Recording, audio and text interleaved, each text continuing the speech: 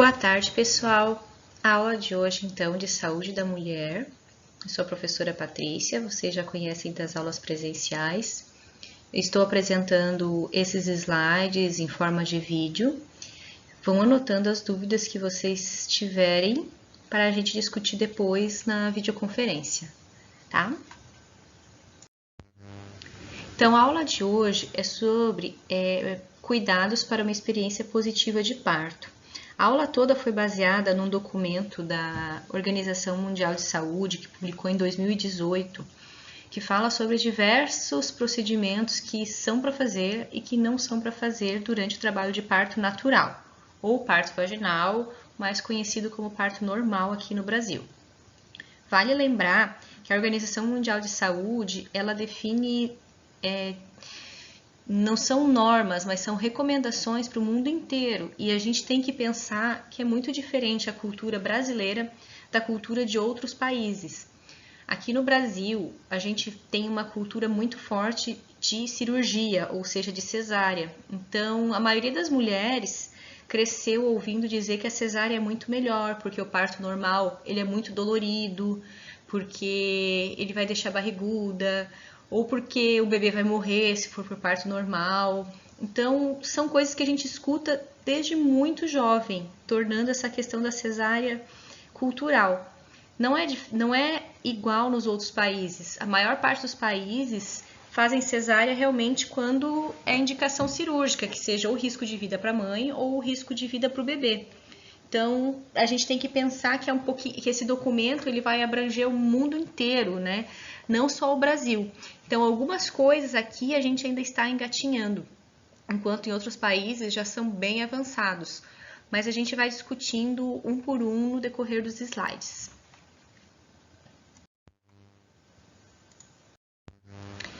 Então, um dos primeiros pontos que é discutido por essas recomendações da OMS são os cuidados respeitosos, que chega a ser bizarro a gente ter que comentar sobre isso, né? Ter que comentar que você tem que cuidar dessa gestante, desse acompanhante, que você tem que atentar para a dignidade dela, manter a privacidade, que é uma coisa que afeta muito vocês, né? Que são estudantes, estagiários, que não podem estar lá muitos acompanhando o parto.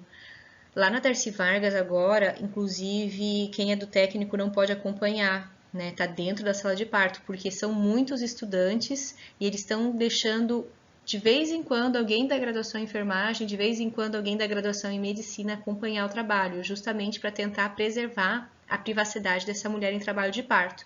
Até uns 5, 6 anos atrás, podiam entrar 5, 6 na sala e todo mundo ficar olhando aquele momento íntimo da mulher, ficar olhando a vagina da mulher, ficar olhando tudo o que está acontecendo, era muito desrespeitoso, né? Isso tudo vem sendo mudado. Mesmo que para vocês seja um pouquinho chato, que é não acompanhar agora um trabalho de parto num período expulsivo lá dentro do centro obstétrico, né? Outra coisa que a gente comenta, tem que comentar também, sobre a comunicação eficaz. Então, a mulher tem que saber o que ela está recebendo, por que ela vai ter uma veia puncionada, que medicação é aquela que está correndo, o que faz o trabalho de parto que ela está. Por exemplo, fazer um toque vaginal nela e não contar quantos centímetros de dilatação ela está, ou por que vai ser feito esse toque, ou o que está acontecendo com ela. Né? Então, tem que ter uma comunicação de forma eficaz, de forma simples, para que essa mulher consiga entender, né, de acordo com a demanda da pessoa, é muito importante. E isso está nas recomendações, por mais que seja uma coisa que a gente pense que é básico e que é obrigação nossa, né? Acompanhante, então. Todas as mulheres têm direito a ter um acompanhante que ela escolha. Isso a gente já comentou nas aulas anteriores, vocês devem ter visto no filme também do Renascimento do Parto, que é legislação federal. As mulheres têm direito a escolher quem elas quiserem durante o trabalho de parto, no pré-parto e também depois no alojamento conjunto, tá? Se elas não quiserem ninguém, elas não vão ter ninguém. Se elas quiserem um marido, se elas quiserem namorado, se elas quiserem sogra, mãe, irmã, quem elas quiserem, elas vão ter direito que esteja ali com ela 24 horas por dia, tá? Esse item aqui de baixo é interessante, que se recomenda a ter uma parteira conhecida que apoie ela durante o pré-natal, intraparto e pós-parto. Então, isso aqui é um pouco surreal para a nossa realidade, né? Porque a gente não consegue. Há um tempo atrás, as mulheres que tinham convênio, as mulheres que podem pagar particular, acabavam contratando o médico, o ginecologista obstetra, que acompanhava o pré-natal, é o mesmo que fazia o parto ou a cesárea, né? Geralmente a cesárea, no nosso cenário atual, né? No cenário brasileiro. E acompanhar também o pós-parto, que seriam os cuidados obstétricos depois. Em outros países, a exemplo dos Estados Unidos e Alemanha, são as enfermeiras obstetras que fazem todo esse trabalho, tanto de pré-natal, quanto a intraparto, quanto o pós-parto, né, quando é um parto de baixo risco, né, uma gestação de baixo risco. Então, é bom porque a mulher sente que ela confia no profissional que está com ela, porque é um profissional que está com ela durante toda a gestação. No Brasil, a gente não consegue ter esse modelo, porque quem acompanha a mulher na gravidez é enfermeira obstetra ou médico obstetra numa unidade básica de saúde. Desculpa, não é enfermeira obstetra, é enfermeira generalista na unidade básica de saúde. Depois é um médico ou uma enfermeira obstetra diferente na maternidade, que não tem vínculo com ela anterior. E depois no pós-parto é a mesma equipe de saúde da família que acompanhou ela no pré-natal, né? Sendo tanto o médico obstetra quanto essa enfermeira generalista, enfermeira ou enfermeiro que trabalham lá nessa unidade de saúde. Então, é um pouquinho mais complicado, porque às vezes elas vão inseguras, porque não sabem quem que vai atender elas lá na maternidade, né? Então, são falas que a gente escuta com muita frequência, que elas não conhecem, que elas não confiam, que vão com o médico plantonista, mas é a realidade, é o modelo brasileiro que ultimamente está em vigor, né? Talvez no futuro a gente consiga modificar um pouco isso, se as parteiras voltarem a trabalhar, né? Tem uma nova profissão chamada obstetrícia, que é só obstetrícia, não é uma especialização nem da enfermagem, nem da medicina, é um curso de 4 anos, se eu não me engano tem na USP só, por enquanto, que é um profissional só para parto, né? Pré-natal, parto e pós-parto. Talvez no futuro esse profissional tenha mais campo de trabalho, mas por enquanto é uma profissão muito nova ainda, né? Mas no Brasil, mas em outros países esse modelo já vem sendo usado há muito tempo. Então vamos falar um pouquinho sobre as definições de fase latente e fase ativa de trabalho de parto. A fase latente é uma fase que, digamos assim, esteja oculta, é uma fase que acontece antes. Ela já tem doloridas contrações, elas doem muito, fazendo com que muitas mulheres pensem que já está no período expulsivo, que o bebê já está nascendo.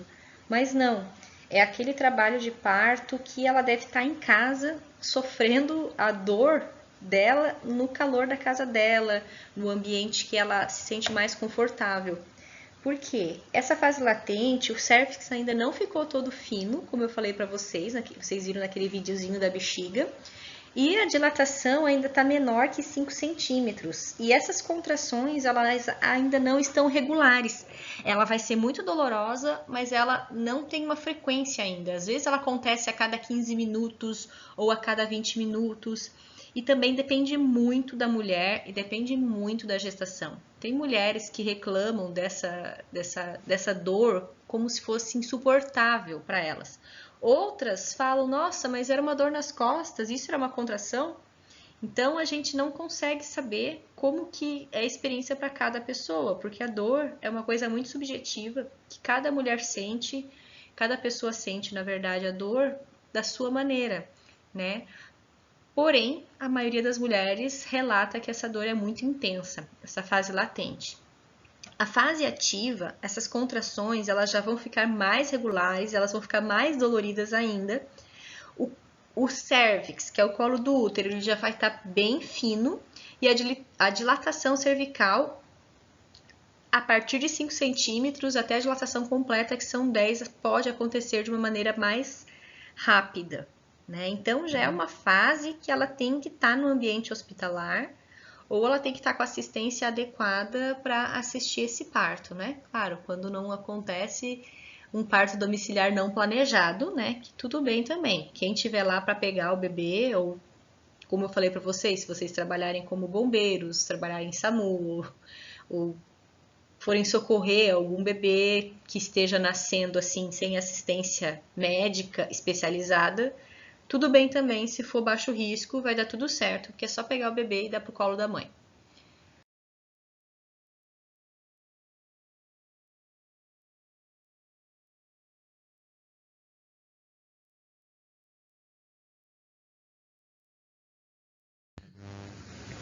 Então, qualquer uso de qualquer intervenção para acelerar o trabalho de parto não é mais recomendado, tá? Então, utilizar ocitocina, que é aquele sorinho que colocam na veia, não é recomendado. Indicar uma cesariana por nada, não é indicado. É aquela manobra de Christeler, Epísio, várias coisas que eu vou citar para vocês, são tudo coisas que eles utilizavam apenas para acelerar o trabalho de parto. E o parto, ele é demorado mesmo. A mulher tem que saber disso, o acompanhante tem que saber disso, os médicos têm que saber disso, saber respeitar o tempo fisiológico da mãe e do bebê. Então não tem por que acelerar uma coisa que está acontecendo normalmente, um trabalho de parto que a gente chama de tranquilizador, que é o BCF do bebê estando bom e as condições clínicas da mãe estando boas também. Então não precisa acelerar o trabalho de parto, tem que controlar a ansiedade da mãe e controlar a ansiedade do profissional também. Então, essa é a grande questão que a Organização Mundial de Saúde mais fala. Não fazer procedimento nenhum para acelerar, deixar o parto acontecer naturalmente. A duração da fase latente, ela pode demorar muito tempo. Pode demorar 12 horas, 18 horas, depende muito da mulher, às vezes 48 horas. Ela tem que ter uma avaliação adequada para ela ficar tranquila e ela tem que ser informada de que isso demora mesmo, que ela não está morrendo porque está demorando demais, ou eu fiquei 8 horas em trabalho de parto, mas é totalmente normal ficar 8 horas em trabalho de parto, é até um trabalho de parto curto, 8 horas, né? Não pode ficar 8 horas em período expulsivo, lógico que não, mas em trabalho de parto com contração dolorosa, com o colo dilatando, com o colo afinando, é totalmente normal. Às vezes demora muito tempo, mesmo, e varia muito de mulher para mulher. Então, o principal é conseguir controlar a ansiedade. Geralmente, dura em torno de 12 horas para primeiro parto. E para segundo, terceiro parto é em torno de 10 horas. Porém, algumas mulheres demora mais. Só que se demorar mais do que 12 horas, tem que ter uma avaliação médica para ver se o BCF do bebê está adequado, se a pressão arterial da mãe está adequada. Enfim, para avaliar os sinais vitais, tanto de mãe e de bebê, para saber se está acontecendo tudo certo e se pode continuar aguardando o parto. Então, pessoal, olha que interessante. Eu mostrei para vocês como é que faz com os dedos, né? Que o obstetra, enfermeiro obstetra ou o médico obstetra introduz dentro da vagina da mulher 2 dedos e abre lá no fundo para conseguir tocar o colo do útero para sentir qual o tamanho da abertura dele. Esse é o exame de toque, né? Por isso, quem já passou por gestação e teve esse exame, era essa a intenção. Então, ele vai desde a dilatação de 1 centímetro até 10 centímetros, que é por onde passa a cabeça do bebê. Olha ali como é que consegue passar a cabeça do bebê ali.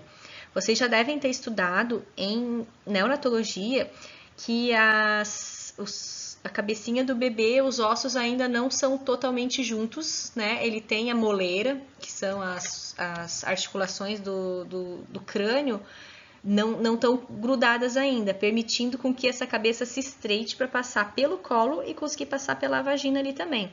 Então, a cabeça do bebê, ela não vai nascer redonda, perfeita, igual ela é uma criança maiorzinha.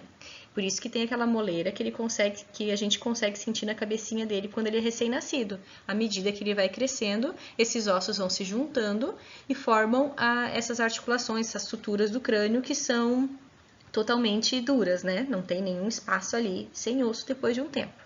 Então, vocês podem ver que é o colo que tem que dilatar para 10 centímetros. Isso não tem nada a ver com o tamanho da vagina da mulher, porque a vagina é uma parte muscular que vai poder abrir e vai poder fechar, né? Eu falei para vocês que a musculatura tem que ser forte do corpo inteiro, da vagina não é diferente, né? Então, um músculo mais forte vai ser uma vagina mais forte também, porque ela é toda revestida de músculo por dentro. Se tiverem alguma dúvida a respeito disso, podemos conversar depois na vídeo, tá, gente?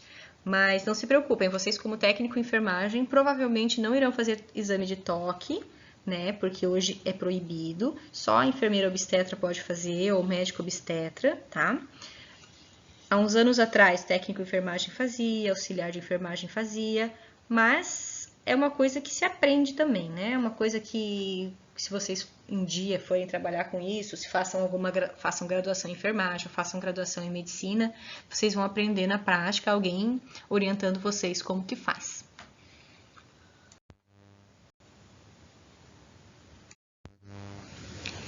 Então, o que é muito importante saber? Sinais vitais do bebê e sinais vitais da mãe, tá? Isso tem que ser acompanhado durante todo o trabalho de parto. Como é que a gente vai saber o sinal vital do bebê? O único sinal vital do bebê, enquanto está dentro da barriga, é o BCF, que é utilizado com o aparelho de Doppler, que é aquele ali da foto da direita que vocês estão vendo. Então, esse é o aparelhinho que vai escutar o coração do bebê. Alguns modelos mais antigos, a gente tem que contar no relógio qual que é a frequência do batimento dele. Os mais modernos, você só coloca ali nas costas do bebê e vai aparecer o valor no visor do aparelho, tá? Geralmente, quem faz esse sinal vital também ou é o médico ou o enfermeiro obstetra. Porém, vocês também podem fazer. Ali, na maternidade, os únicos que fazem são os enfermeiros, que é a rotina deles, tá? Mas não tem mistério nenhum de aprender a fazer essa ausculta de BCF. O problema é vocês conseguirem auscultar certinho o coração do bebê. Às vezes é muito difícil. Se é uma mulher que tem muito líquido, se é uma mulher que é muito obesa, ou um bebê que é muito pequeno, né, idade gestacional muito baixa, pode ser um pouquinho mais difícil de encontrar. Porém, é um procedimento relativamente fácil, mas tem que ter muita responsabilidade, porque se você não ouvir, pode ser que o bebê esteja em óbito. Então, tem que procurar e tem que fazer, se é de rotina, se tem que fazer a cada 30 minutos, vai fazer a cada 30 minutos. Se é a cada 1 hora, tem que fazer a cada 1 hora. E às vezes é um pouquinho demorado para conseguir encontrar o ponto certinho para fazer essa ausculta. Mas é um procedimento de extrema importância, tá certo? Essa fotinha aqui da esquerda é o cardiotoco fetal. Então, ele é um exame que é feito para algumas gestantes que o médico esteja suspeitando de alguma coisa que possa estar em risco no bebê. Então, ele vai fazer uma avaliação da contração uterina junto com o batimento cardíaco do bebê. Então, não é normal a frequência cardíaca cair muito ou acelerar muito durante uma contração. Ela tem um parâmetro que pode subir, que seja ok, e não pode descer muito. Caso esse bebê, por exemplo, dê uma contração uterina e a frequência cardíaca desse bebê vá para 80, é uma coisa que pode ser muito grave, que vai indicar uma cesárea de emergência. Por quê? Se essa contração uterina ficar mais forte, o coração dele ficar mais lento, esse bebê pode ir em óbito ainda dentro da barriga da mãe. Então, é um exame que vai ser usado quando o médico quer avaliar alguma coisa que ele não tem certeza se é uma emergência ou não, tá? Então, por que não é recomendado fazer esse exame de cardiotocografia em todas as mulheres? Porque ela tem que ficar 20 minutos deitada sem se mexer quase ali. E no trabalho de parto, a gente recomenda que a mulher caminhe, que a mulher sente, que a mulher vá no banheiro, que ela faça qualquer atividade que ela esteja disponível para fazer, que ela esteja com vontade de fazer. Imagina você passar um trabalho de parto inteiro presa na cama. Não é legal. Por isso que não é recomendado que ele seja feito para todas as mulheres, tá? Mas não é um procedimento doloroso, não é um procedimento que vai prejudicar o bebê, não tem nenhuma onda quente que vai prejudicar o bebê, nada do tipo. É só para poder deixar essa gestante com mais liberdade de movimentos. O BCF, você vai escutar um pouquinho, 1 minuto e vai soltar. Não vai ficar ali o tempo todo apertando, incomodando a mulher ali na barriga, tá certo? Cardiotocografia também, ou é o enfermeiro obstetra que faz, ou é o médico obstetra, tá? É importante que vocês saibam para que serve, que ele existe. Muitas mulheres que são mães de vocês já devem ter feito esse exame, né? Devem ter feito em vocês esse exame. Então, é sobre isso, né? Vocês tinham que apertar um botãozinho quando tinha contração, lembram? E também quando o bebê estava muito quietinho, que daí a frequência cardíaca dele estava baixinha, tem que ir lá e fazer um barulho sonoro na barriga, que é para ele ter um susto e acordar, se movimentar para ver se o coração dele acelerou um pouquinho. A frequência cardíaca do bebê também pode estar baixa se a mãe está em jejum há muito tempo, né? Então o bebê também fica como se estivesse hibernando, né? A frequência cardíaca dele está mais baixinha. Então, às vezes a mãe come um doce, na hora a frequência cardíaca do bebê já se eleva ou ele já se mexe, porque ele está recebendo essa glicose da mãe.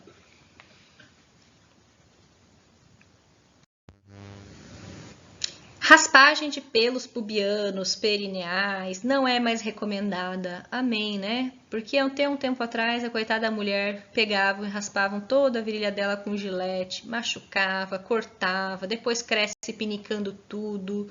E totalmente desnecessário, né? Porque o pelo não prejudica em nada a passagem do bebê. O bebê não vai ficar preso no monte de pelo pubiano da mãe. Isso é uma coisa que não existe. E se tiver limpinho, se a mulher tiver uma higiene adequada, né, tomar um banho, lavar, não vai ter cheiro, não vai ter sujeira, não vai ter nada. Então, não é necessário cortar. Se for fazer uma episiotomia, né, emergencial, pode ser que tenham que cortar um pouquinho de pelo ali onde for fazer epísio, mas não vai ter que cortar o pelo da virilha inteira da mulher por causa de um parto ou por causa de um epísio, né? O que eles faziam antigamente era raspar toda a região ali da mulher e ainda por cima fazer epísio de rotina. Isso não se faz mais, ainda bem, é uma grande vitória para o parto ser um pouco mais humanizado. Enema, lavagem intestinal, também não é recomendada. Por quê? Quase toda mulher vai ter fezes durante o parto normal. Isso faz parte da natureza. Por quê? Os movimentos do útero, que são os movimentos peristálticos, também são os mesmos movimentos do intestino. Tanto que algumas mulheres, principalmente no começo da gestação, elas ficam muito constipadas, porque os movimentos peristálticos do útero se cessam por causa do início da gestação, cessando também os movimentos peristálticos do intestino. Então, no final da gestação, é o contrário. Vai ter movimento expulsivo do útero, vai ter movimento expulsivo do intestino também. E não tem problema, tá? Quase todo parto normal vai ter fezes. O que a gente tem que entender é que é uma coisa normal, é uma coisa natural e que a gente está habituado a lidar. A gente, como técnico de enfermagem, como enfermeiro, está muito acostumado a lidar com fezes de paciente. Por que vai ser diferente durante o nascimento? Não tem problema, tá? Não quer dizer que o bebê vai nascer e vai esfregar o rostinho dele nas fezes da mãe, né? Então, o que acontece? Se a mulher evacua durante o trabalho de parto, coloca uma compressinha, tira e pronto. Não tem mistério, não tem escândalo, não tem nada. E o que acontecia? Se a mulher fazia uma lavagem intestinal antes do trabalho de parto, ela ficava com muita dor de barriga, as fezes ficavam extremamente líquidas e na hora do trabalho de parto ainda tinha um pouco de evacuação. Então ela sofria antes, lavava o intestino completo antes e ainda por cima depois acontecia de novo, porque tem movimento peristáltico ali, vai sair fezes de qualquer jeito. Antes, eles faziam essa lavagem de rotina, sabe? A coitada da mulher chegava lá, raspava pelo, era um kit completo. Raspava todo o pelo, introduzia um monte de glicerina no ânus, que é o enema, aí ia pro banheiro, ficava horas com dor de barriga, já não basta a dor da contração, ainda com dor de barriga. Então, é uma coisa bem desagradável, bem desnecessária, que felizmente caiu por terra agora. O que a gente pode recomendar? Quando ela estiver em trabalho de parto, ela pode comer comidas mais leves, né? Alguma coisa um pouquinho menos pesada. Algumas pesquisas falam em evitar carboidrato a partir da 36ª semana. Que as mulheres que evitaram carboidrato a partir desse tempo, elas tiveram menos dor das contrações. né? E também acaba sendo uma comida mais leve. Não é obrigado, a gente não tem que falar para a mulher restringe carboidrato, não coma mais seu pão, não coma mais pizza, porque para algumas mulheres isso é uma tortura, né? Para algumas mulheres que já são acostumadas, que não gostam mesmo de carboidrato, ótimo, a gente pode recomendar. Para as mulheres que gostam, a gente não vai tirar isso delas, porque não é muito significativo essa redução da dor ainda. Essas pesquisas ainda são bem novas.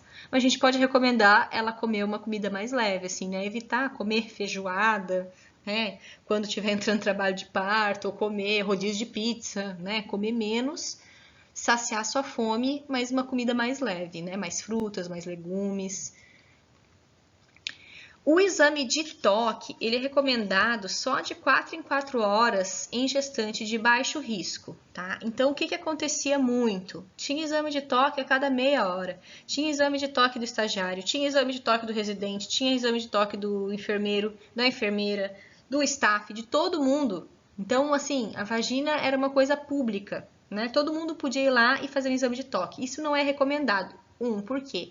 Muito dolorido, muito constrangedor para a mulher e também é um risco de infecção, porque são luvas, né? E não são luvas estéreis que se usa. E tá manipulando ali o colo do útero o tempo todo. Então, não se faz toque vaginal de rotina, né? O recomendado é a cada 4 horas para avaliar como que está essa dilatação cervical. Lógico, se tiver alguma intercorrência, né? Se tiver algum problema acontecendo, vai ser feito um exame de toque para avaliar. Por exemplo, tá perdendo sangue, vai fazer um exame de toque, né? Porque é uma situação diferente. Mas quando tá tudo acontecendo ok, não tem por que ficar tocando a mulher o tempo todo. É uma questão de respeito e de dignidade.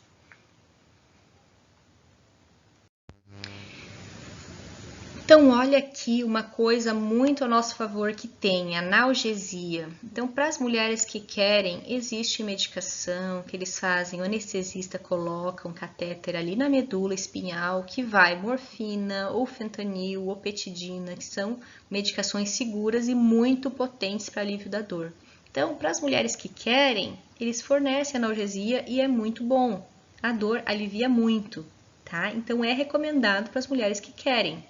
Para as mulheres que não querem, não tem que ficar insistindo ou ficar falando que precisa, ou que ela vai morrer de dor, ou que ela não vai aguentar, porque é uma escolha pessoal, tá? O que acontece?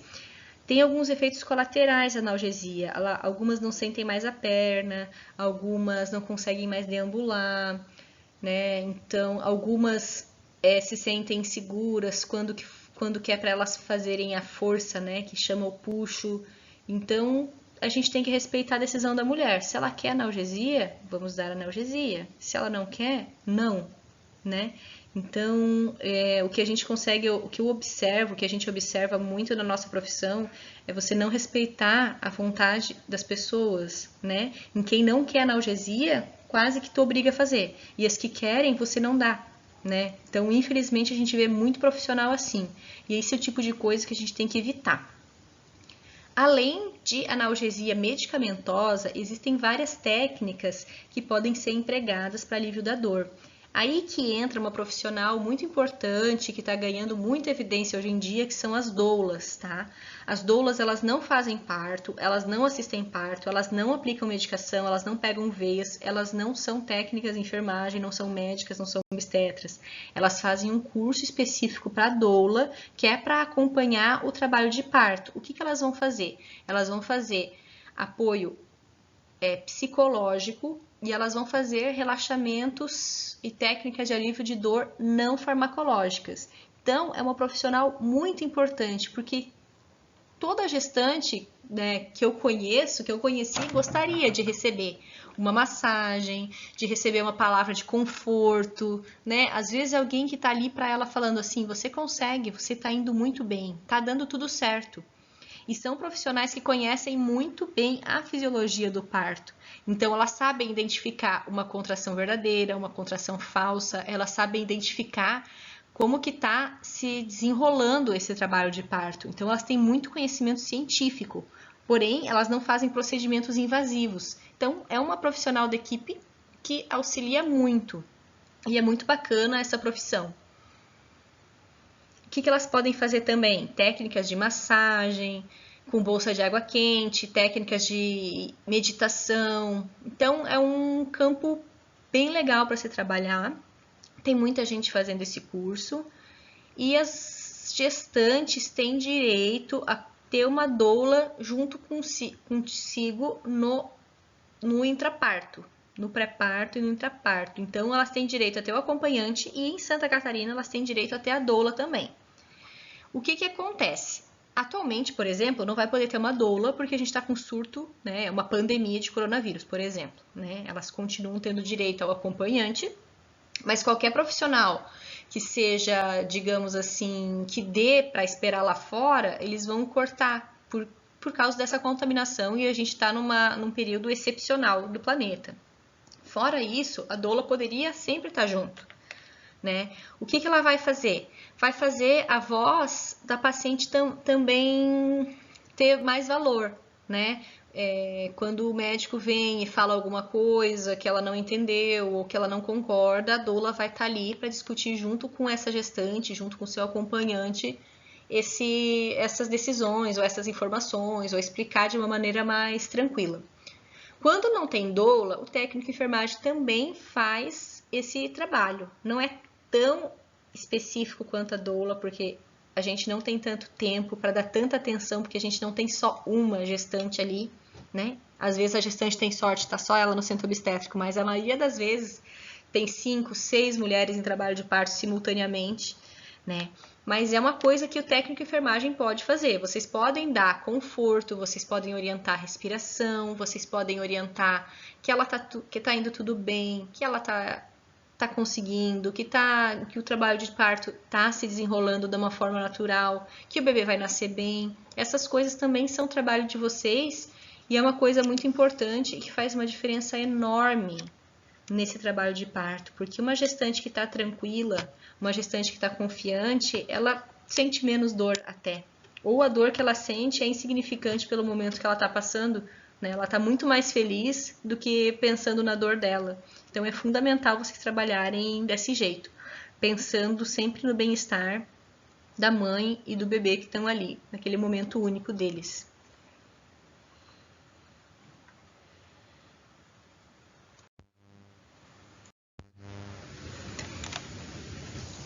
Então, gente, também é recomendado comer e beber durante o trabalho de parto. Então, ela não precisa ficar em jejum, ela não precisa ficar morrendo de sede se está em trabalho de parto.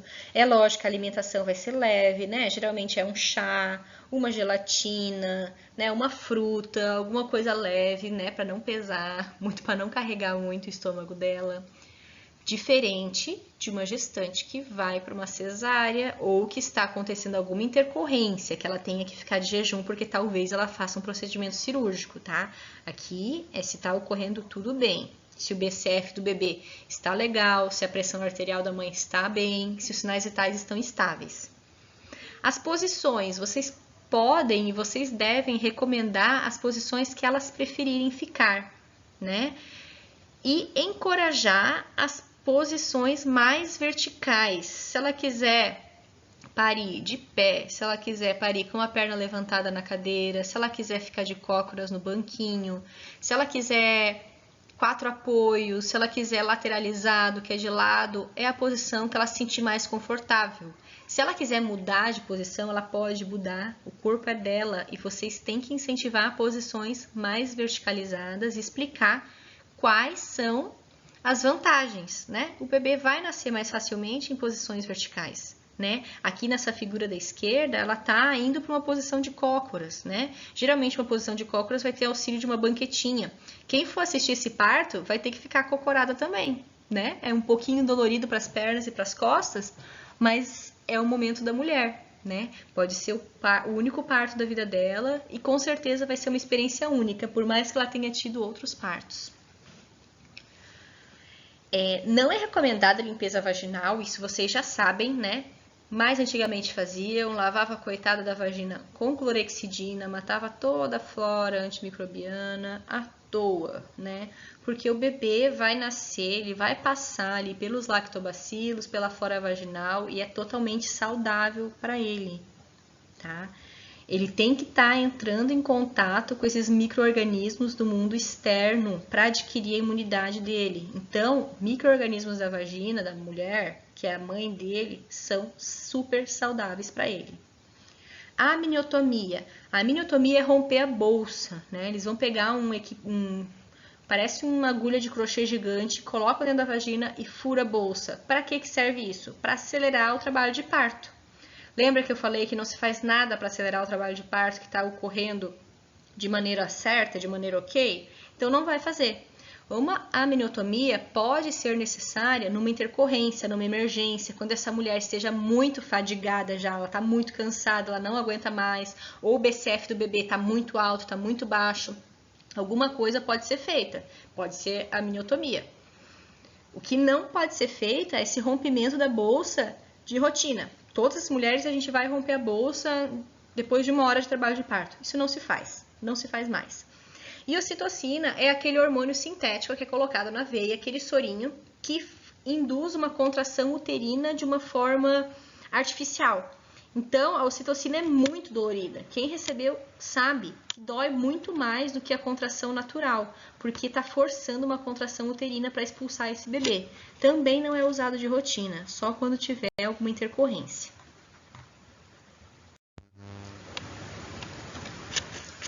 Segundo estágio de trabalho de parto. Então, é o tempo que dilatou completamente e o bebê nasceu. É o período expulsivo propriamente dito, tá? Elas também podem ser encorajadas na posição que elas queiram parir, na posição que elas queiram ficar para nascer, tá? Então, hoje em dia, tá caindo em desuso ficar na posição de litotomia, tá caindo em desuso levar para a sala de parto e colocar ela naquela posição, né? Que são aqueles ferros, amarrar a perna dela e ela parir deitada. Lembram disso? É o mais comum que tem, né? A gente vê em filme, muitas de vocês devem ter passado por trabalho de parto assim. Então, hoje em dia tá caindo em desuso, tá? Então, ela pode escolher a posição de parto dela. Se vocês tiverem grávidas, ficarem grávidas, vocês tenham ciência disso. Vocês podem escolher a posição que vocês querem parir, tá? Tanto faz se estão com analgesia ou estão sem analgesia. Podem ficar na posição que vocês queiram, de preferência verticalizada. São as posições em pé ou de cócoras. Método de puxo. Puxo, então, é ficar falando para ela fazer força. Agora faz força, tá na hora. Empurra, faz força. Não se faz mais. Por quê? Essa contração do útero é involuntária. O útero vai contrair a hora que ele tiver que contrair. Não adianta ela ficar forçando a barriga. Não adianta ficar forçando a parede abdominal à toa, sem estar com vontade, sem ter essa vontade instintiva de empurrar. Quando o útero contrair e ela sentir vontade de fazer força, ela faz força. Então, não tem que ficar direcionando o puxo dela, ficar falando a hora que tem que empurrar. Ela vai saber naturalmente a hora de empurrar. E se a gente ficar incentivando antes do tempo, ela vai fadigar. Ela vai ficar muito cansada, então o abdômen dela vai ficar cansado, todos os músculos envolvidos nesse processo podem fadigar e ela talvez não consiga desenvolver um parto natural e tenha que pegar um fórceps para puxar esse bebê de lá, só porque ela está fadigada. Então, totalmente desnecessário, né? Então, o fórceps ele deve ser usado se for uma emergência, se tiver alguma intercorrência, de preferência não causada pela gente mesmo, né? Que seria como ficar incentivando ela a fazer puxo fora de hora, fora de horário e fora da vontade dela natural para fazer isso.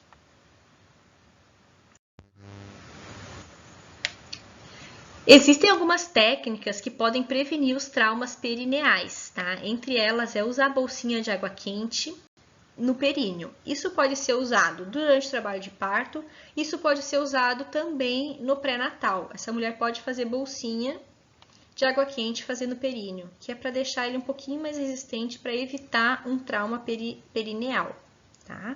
Tem algumas técnicas manuais que também podem ser ensinadas a fazer. Quem ensina a fazer essa técnica manual geralmente é uma fisioterapeuta pélvica, que é uma especialidade da fisioterapia.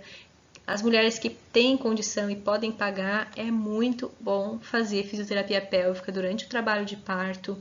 Eu espero que isso logo esteja disponível no SUS também, para essas mulheres que não têm uma renda tão alta, possam ter acesso a isso também, porque são técnicas que não são da área da enfermagem, são da área da fisioterapia, mas é importante que vocês saibam que existe, tá? O que a gente pode fazer na hora é essa compressinha quente ali, né? Um pouquinho antes, orientá-la a fazer durante o pré-natal.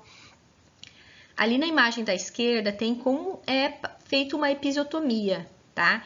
Então, o que eles fazem? Cortam mesmo, corta a pele, corta músculo, corta a vagina, e muitas vezes é desnecessário. As evidências científicas, as pesquisas feitas nos últimos anos estão relatando que não muda nada no nascimento do bebê, que não se deve fazer episiotomia, que deve se deixar lacerar naturalmente. Geralmente vai lacerar um pouquinho, vai lacerar a mucosa da vagina por dentro ou às vezes lacerar um pouco da pele. Dificilmente vai acontecer uma laceração de 4º grau. A laceração de 4º grau é naquele cortezinho ali de baixo que vai até o ânus, né? Isso é uma intercorrência que pode acontecer que é bem desagradável para a mulher. Vai ter que fazer uma reconstrução cirúrgica depois. Porém, ela é muito rara. Tá?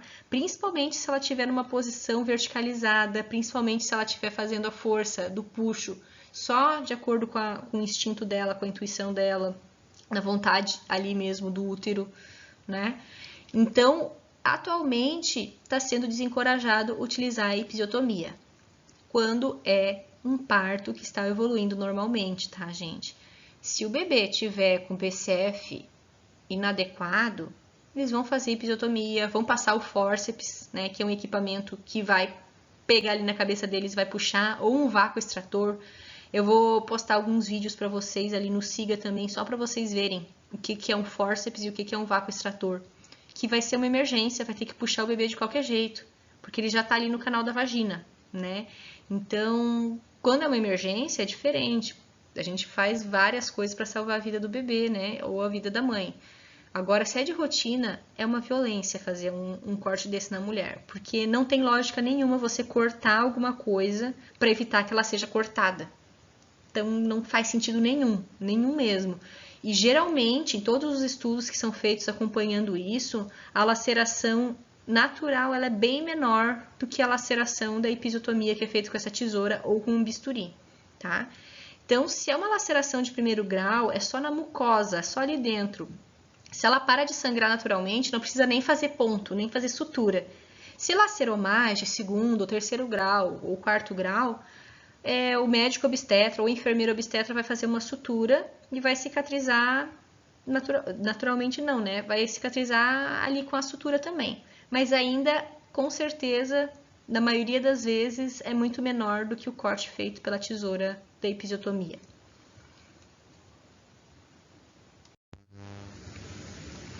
O terceiro estágio de trabalho de parto, então, foi depois do período expulsivo, quando a placenta ainda está dentro do útero da mulher. Eu já falei um pouquinho para vocês sobre isso, né? Então, a placenta, ela não precisa ser tracionada para acelerar esse processo, tá? Mais ou menos meia hora depois, vai ter uma contração mais forte do útero que vai empurrar. A amamentação vai ajudar a ter essa contração para empurrar. Quando o profissional é capacitado, tem experiência nisso, tem treinamento para isso, eles podem fazer uma contração, uma tração controlada, né? Que é praticamente o peso da mão só, não é puxar a placenta. Se puxar essa placenta, pode ficar resíduo ali dentro, porque ela não soltou completamente do útero, e essa mulher pode ter uma hemorragia ou pode ter uma infecção, porque pode ficar um resto de placenta dentro do útero. Então, não se faz. Na dúvida, deixa sair naturalmente, que ela vai sair, tá? Se vocês forem atender uma emergência, deixa a placenta tranquilamente ali dentro. Quando até a mulher ir para o hospital, essa placenta vai sair também. O cordão umbilical tem que ser cortado depois de 1 minuto, se o bebê estiver bem, né? Se o bebê nasceu com um Apgar bom, se ele estiver respirando, se ele estiver com uma corzinha boa, vai cortar só depois de 1 minuto, ou depois que ele parar de pulsar, tá? Se for um bebê que nasceu sem respirar, se tem que fazer massagem cardíaca no bebê, alguma intercorrência, aspirar, porque o bebê nasceu mal, vai cortar o cordão antes, né? Porque é uma emergência, é tudo diferente quando é emergência. Então, é bem legal deixar esse cordão umbilical parar de pulsar para cortar. O pai pode cortar o cordão umbilical, o acompanhante pode cortar o cordão umbilical e vai vir mais ferro da placenta para o bebê. Então, tem evidências científicas que a nutrição do bebê fica melhor, porque ele recebe mais ferro da placenta. Massagem uterina é um procedimento que talvez vocês vejam fazer na maternidade quando fizerem estágio ainda, tá? Eles empurram o útero bastante para auxiliar a sair sangue. Sangue, os lóquios, né, que a gente vai estudar depois. Isso não precisa ser feito em mulheres que usaram ocitocina. Então, ali no primeiro parágrafo, eles falam de uso de uterotônicos para prevenção de hemorragia. Então, não se usa ocitocina antes do trabalho de parto, nem durante o trabalho de parto, mas usa uma dose baixa depois para auxiliar esse útero a contrair e não dar hemorragia puerperal nessa mulher. Então, a Organização Mundial de Saúde recomenda fazer ocitocina. E no Brasil eles fazem, e é uma coisa muito importante. Tá? Então, em caso de local que não façam essa ocitocina profilática, pode ser feita essa massagem uterina, mas ela não tem eficácia nenhuma em mulher que recebeu ocitocina, que a maioria das maternidades brasileiras faz. Então, caiu por terra essa massagem uterina também. E ela é bem dolorosa e as puérperas agradecem que não se faz mais. Com recém-nascido, gente, então bastante coisa mudou também, principalmente de quando a gente assistia, né, filme, que o bebê nascia e dava um tapinha para ele chorar. Então, o que acontecia? Provavelmente a gente nasceu numa fase que a gente recebeu um monte de intervenção desnecessária.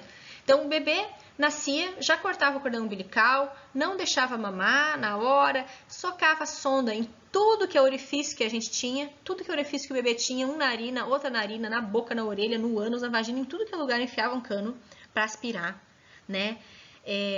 Então, isso não se faz mais ainda bem, porque é uma violência com o coitado do bebê, acabou de nascer e já tem um monte de procedimento totalmente desnecessário. Eles pesavam, eles faziam vitamina, faziam vacina, faziam aspiração, davam banho e só depois devolvia para a mãe. E depois que o bebê passou aquela primeira hora, que é a hora de ouro que eles chamam, ele estava totalmente sonolento, ele recebeu um monte de intervenção, ele não queria mamar, ele não queria interagir nem um pouco com a mãe.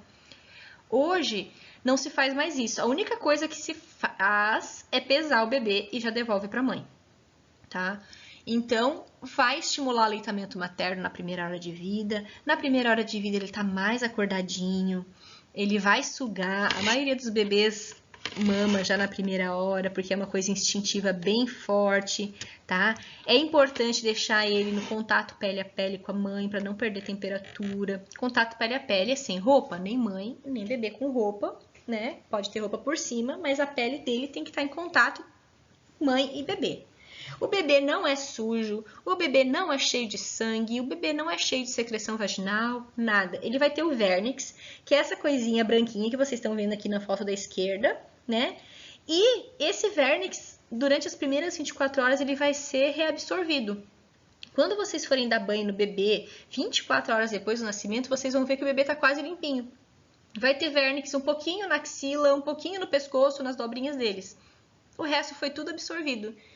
Porque é um hidratante para a pele muito potente e ainda por cima ajuda a preservar o calor. Então, a gente não retira o vernix, tá? Temos alguns estudos que dizem que retirar esse vernix antes de 24 horas predispõe essas pessoas a terem alergias de pele.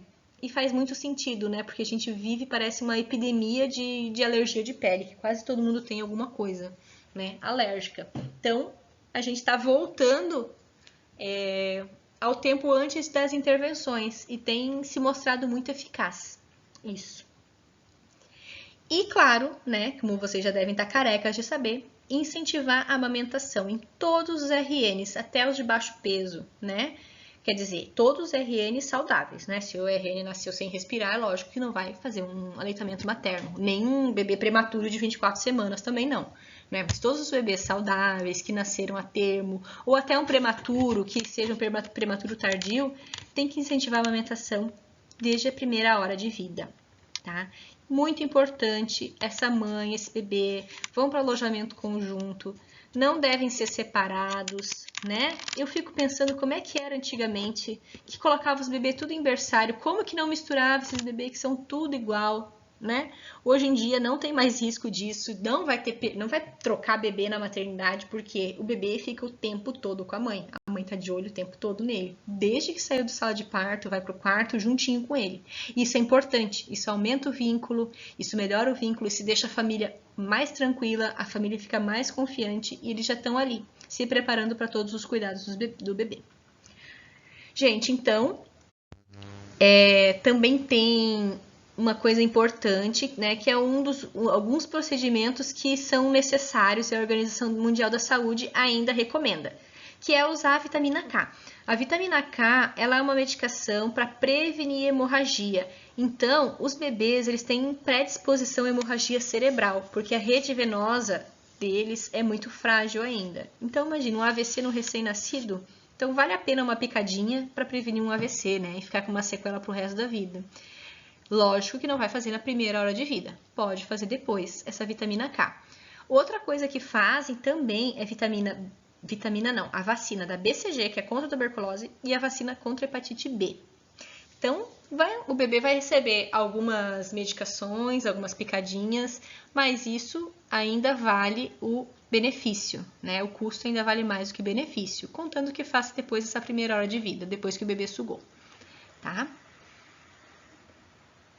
Com exceção de alguns bebês de mãe de HIV e de mãe de hepatite B ou que tem algum outro problema, alguma doença infecciosa, vai receber o banho na primeira hora de vida para evitar que ele tenha uma doença crônica, né? Uma doença infecciosa crônica para o resto da vida. Então, é avaliado o custo-benefício, né? Hoje em dia, ainda se dá banho nesses bebês que nascem de mãe que está infectada com alguma doença, mas a grande maioria dos outros não recebem esse procedimento logo ao nascer.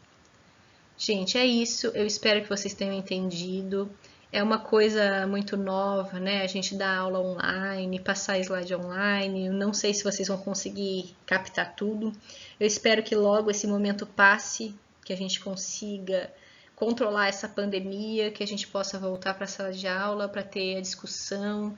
Eu gosto muito de dar aula com vocês perguntando, a gente conversando, né? Mas a gente está se adaptando.